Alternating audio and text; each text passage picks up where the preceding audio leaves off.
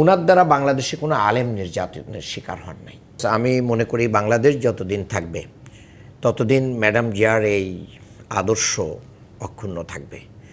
এটা এক্সাম্পল হবে। মানুষ বাংলাদেশের রাজনীতিতে উনি মানে বিএনপির নেতা না, উনি বাংলাদেশের মাটি এবং মানুষের নেতা। বাংলাদেশে যারা রাজনীতি করবে তারা মানে তাকে স্মরণ করবে। আমি বাংলাদেশে এত জনপ্রিয়, যিনি 5টা আসনে নমিনেশন সাবমিট করে 5টাতেই জয়ী হন, এটা তো মানে রেয়ার ব্যাপার।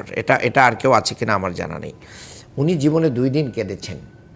একদিন উনি কেঁদেছেন ওনাকে যখন ওনার বাড়ি থেকে বের করে দেওয়া হয়েছে, আর একদিন কেঁদেছেন যখন উনি মানে পুরোটাই মানে সব কিছু হারানোর পর্যায়ে চলে গিয়েছিলেন, সন্তানকে যেভাবে মানে নির্যাতন করা হয়েছে।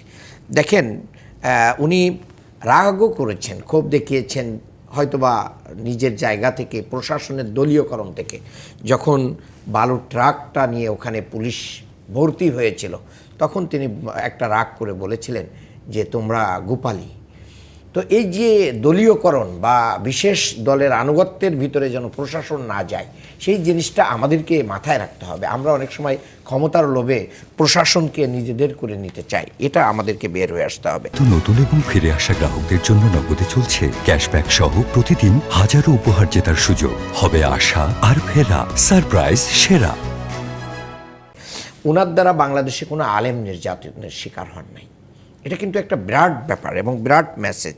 এবং ইসলামপন্থীরা এই বাংলাদেশে কখনোই মানে জঙ্গিবাদী তকমা তাদের ঘাড়ে দেয় নাই। আমি মনে করি উনি অনেক রক্তচক্ষু উপেক্ষা করেছেন, অনেক স্যাক্রিফাইস করেছেন। উনি যদি অনেক কিছু মেনে নিতেন তাহলে আজকে ওনাকে জেল বন্দী হতে হতো না।